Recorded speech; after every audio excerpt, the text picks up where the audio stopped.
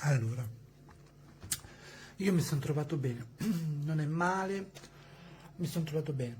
Poi c'è il cazzetto qua sotto, non è male, dai, non è brutto. Va benissimo, mi è piaciuto molto, mi piace molto. Guardate bene, molto carino.